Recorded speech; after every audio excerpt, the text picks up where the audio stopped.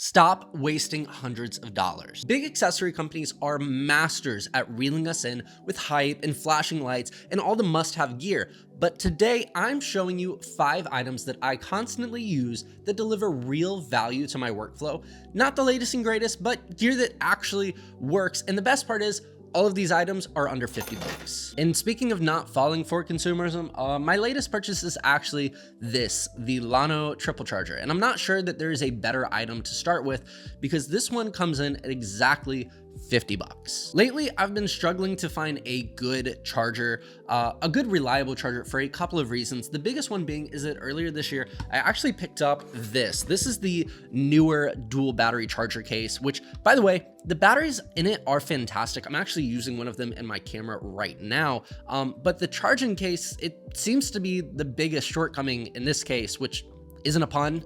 I realize it sounds like a pun, but yeah, I think that the case kind of sucks. So after doing some digging, I landed on the Llano 30-watt triple charger, and the best feature of it is actually what you can immediately see right out of the box, because of course there are 3 different charging bays. Granted, one of them are empty right now because I'm using the battery, but you can independently charge 3 different batteries simultaneously. So I bought the NPFZ 100 model because I have a Sony camera and I use Sony batteries. But if you have a Canon or a Fuji, they sell a bunch of different models for a bunch of different batteries. So I'll be sure to link a couple of them below in the description if you want to check them out. But they're all around that same $50 price range. Each battery has its own set of LED indicators to show the current charge, which coming from the more basic red and green only case, this has been a huge step up for me because now I can actually see the different intervals from 25 to 100%. Granted, I am still missing that one battery, but that doesn't change anything. The only gripe that I have is that, in my opinion, I think the LEDs are backwards. With this being a 30-watt charger, Llano advertises that it can charge all 3 of my Sony batteries simultaneously in just an hour and a half, which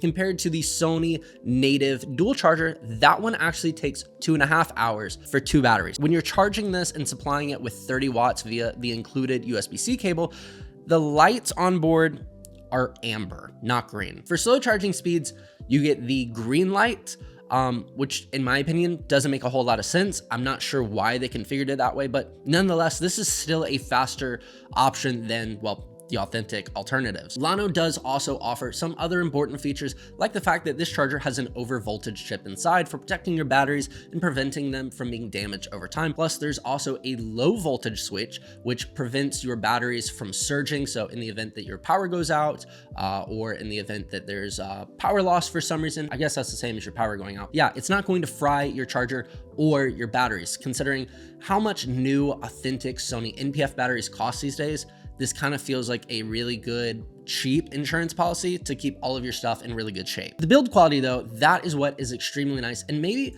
I should have touched on this a little bit earlier because most of this charger is actually comprised of it's a CNC aluminum body with just a few plastic parts around the top, specifically where your batteries slide in. So that's really the only part that's plastic. But then on the bottom, you also have a rubber base so that you're not accidentally knocking this off your desk. As I also briefly touched on, the charger is powered by a convenient single USB-C cable, which is extremely convenient given that most items these days, especially most camera items, are powered via USB-C. Like my A6700 is USB-C powered. This is USB-C powered. I'm trying to think of what else around here is USB-C powered. My iPhone is USB-C powered. So yeah, compact, affordable, and hopefully this one will be reliable long term. Now, speaking of reliability, I have fully committed to switching my entire creative setup to incorporating the Falcam F38 quick release system into, well, pretty much everything that I own.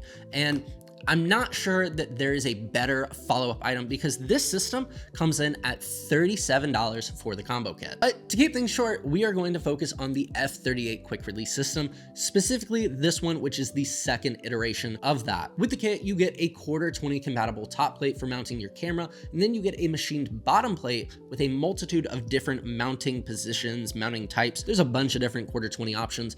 There are multiple holes to dial in your placement, help prevent it from twisting and turning on your different tripods, and you also get a milled lip that will let you hack any universal Arca Swiss platform into well, this proprietary f/38 platform, which is super, super useful if you have different setups. Maybe you have different angles.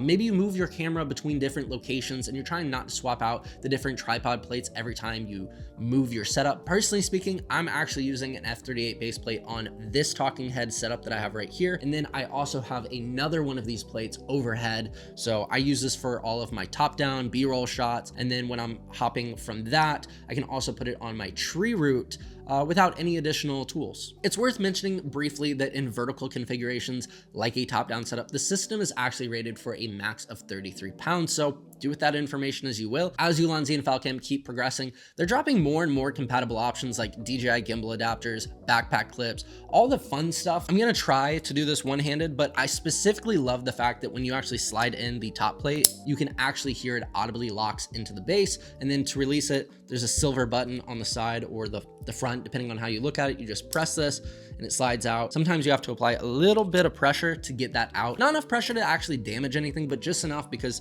it is a slightly tight fit. It's machined fit. So, I mean, tolerances and whatnot. The button on the side also locks. So in situations where it's maybe in like a top head configuration, it gives you a little bit of extra security that your camera isn't just going to randomly fall if you accidentally bump it. And then they also do engrave on the front side here where your lens placement is supposed to be so you can properly align it. Split up, the pieces do get a little bit more expensive because the base sold separately is $27, whereas the top plate when sold separately is $15. So if you are trying to be considerate on pricing and you're thinking for the future, it's probably best to just buy the combo kit and save that extra $5 opposed to buying it all at different times. It does add up pretty quick. I'm not gonna sit here and lie and say it doesn't, but I'm hoarding like 8 or so top plates. They're all just sitting in the drawer back here.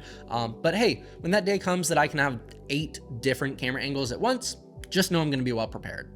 Now, surprisingly, this is probably the cheapest item that we're gonna look at today, and this is the Neewer Magic Friction Arm. And while it doesn't actually perform any magic, it does have quite a few tricks up its sleeves, and you can do pretty much anything that you can put your imagination to. For instance, in this specific case, I've actually fixed one of the f/38 base plates on one end, and then on the other end, this is actually something that it came with, but this is a super clamp that will allow me to mount this setup to anywhere and get really interesting camera angles. But you're not just limited to using this with a camera. You can use this for pretty much anything that you can imagine, provided it doesn't weigh more than about 4 pounds, because there's the 2 quarter 20 mounts on either end that aren't rated for more than that. In my garage turned studio, I actually use this specific arm to mount my boom mic just out of the frame because for some random reason, I can't think of a better way to boom it, but if you have alternative ideas, I am all ears in the comment section. This arm in particular does have a 360-degree knob on the side of it so that you can easily adjust this to your desired configuration. And then when you're done, all you do is you tighten it back up. There are these little teeth that are in the middle that will actually like cinch together and lock it into place, and that'll actually prevent it from coming loose on you. I found especially that when traveling, I like to bring one of these arms with me so that I can actually mount a pocket light to use as a portable key light when I don't want to pack my larger setup that I'm using right now. Super sorry to interrupt, but hey, I am Zach, and if you're anything like me, sometimes you actually spend more time scrolling on Amazon than you do filming, so let's go ahead and change that together. If you're looking to create videos on a budget with gear that's not going to break the bank, take a second to drop a like, subscribe, and hit that notification bell. It's absolutely free, and it's gonna help both of us grow in our content creation journey. Also, if you wanna help further support the channel, all the gear that I've mentioned today is linked in the description below. So if you do decide to pick up anything using one of those affiliate links, there's no added cost to you, but it does immensely help to supporting this channel and making future videos for you. So now back to the gear.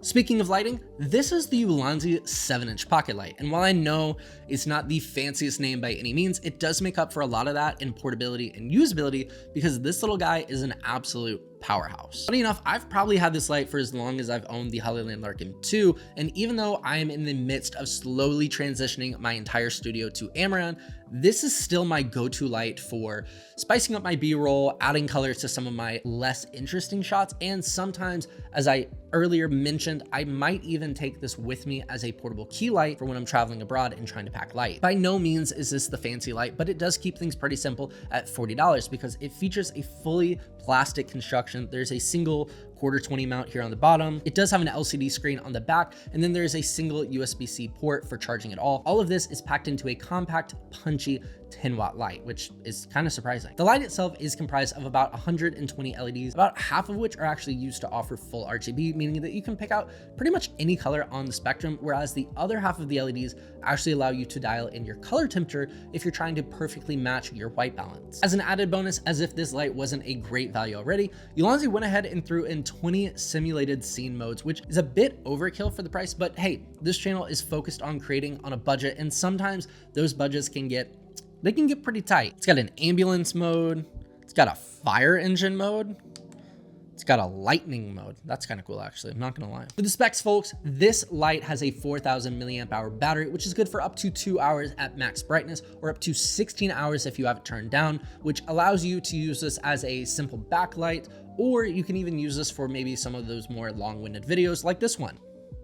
Fireworks. Oh, so that's cool. So if you wanted to do like a fake 4th of July thing, you could do that. I almost skipped this one because maybe it's too specific, but it solves a huge problem for budget creators. How do you get a quality podcast style XLR microphone plugged directly into your camera? Personally, I'm constantly drawn to that rich dynamic microphone sound, but I don't have a fancy field recorder or a mixer handy. So when FineFine reached out to me earlier this year to send the K688T, I needed a cheap way to bridge the gap without breaking the bank and having to figure out how to sync all my audio in post. And that's where the Comica AD2 comes in, because for only $46, it is the most simple solution. Right out of the box, you have an XLR input on one end, and then on the other end, you have a 3.5mm output that plugs straight into your camera or other device. It offers 48-volt phantom power via a 9-volt batteries, which some fancier microphones need, unlike the K688. There are also switches on the side that allow you to use this with your phone, though I'm not sure how many phones still have an audio jack these days. Comica also offers another version of this called the 83, and it has 2 XLR inputs. So if you're trying to run like a podcast on a budget, you could probably buy that and get away with it for a little while. But as you're stepping up your production value and you are expanding, you may want to look into getting a more dedicated solution, like maybe a Tascam or a Rode mixer, because that will give you a lot more adjustability and it'll probably ease up your flow long term. But if you're in a pinch and maybe you're on a budget because you spend all of your money on Shure SM7Bs or Rode Pod mics, this is a great solution to get you by, especially in the meantime. Again, all of these items are available on Amazon and linked below. If you ultimately do decide to pick up anything using one of the affiliate links, there's no added charge for you, but it does immensely help this channel grow so I can keep making videos like these instead of reviewing my favorite popcorn flavors. It's random, I know, but that was the fallback plan if none of this worked out. But that's it, 5 pieces of equipment under $50 that actually deliver without breaking the bank. So let me know in the comments what surprised you the most, or which one has already snuck its way into your ever-growing Amazon cart. Thank y'all so much for tuning in. I'll see you in the next one. Peace.